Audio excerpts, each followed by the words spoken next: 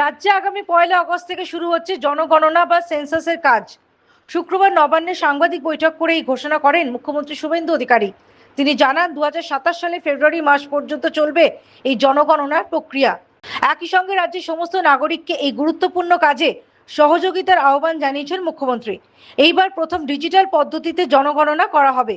ইতিমধ্যেই দেশের একাধিক রাজ্যে সেন্সাসের কাজ শুরু হয়েছে। যদিও পশ্চিমবঙ্গে কিছুটা দেরিতে এই প্রক্রিয়া শুরু হচ্ছে, তবুও নির্ধারিত সময়ের মধ্যেই কাজ শেষ করার লক্ষ্যমাত্রা নেওয়া হয়েছে বলে জানিয়েছেন মুখ্যমন্ত্রী।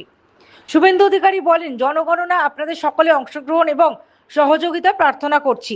এই জনগণনা অত্যন্ত গুরুত্বপূর্ণ। আমাদের রাজ্যের সেন্সাসের পরিসংখ্যান বিশেষ তাৎপর্যপূর্ণ। পশ্চিমবঙ্গের সঙ্গে বাংলাদেশে প্রায় 600 কিলোমিটার সীমান্ত রয়েছে। তার কিছু অংশে এখনো ফেন্সিং হয়নি। পাশাপাশি পূর্বতন সরকার বিএসএফকে জমি না দেওয়ায় রাজ্যে ডেমোগ্রাফিতে বড় পরিবর্তন এসেছে। জনগণনার কাজ দেরিতে শুরু হওয়া নিয়ে এদিন পূর্বতন সরকার এবং প্রাক্তন মুখ্য সচিবেরও সমালোচনা করেন মুখ্যমন্ত্রী। তার দাবি, জনগণনা প্রশাসনিক সিদ্ধান্তের বিষয় হলেও তা বাস্তবায়নের ক্ষেত্রে রাজনৈতিক সম্মতির অপেক্ষা করা হয়েছিল।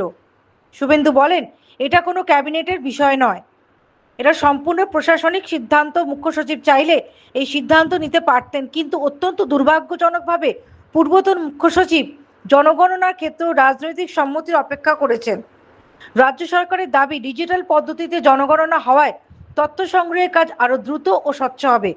প্রশাসনের তরফে সাধারণ মানুষকে নির্ভুল তথ্য দিয়ে এই কাজে সহযোগিতা করার আবেদন জানানো হয়েছে।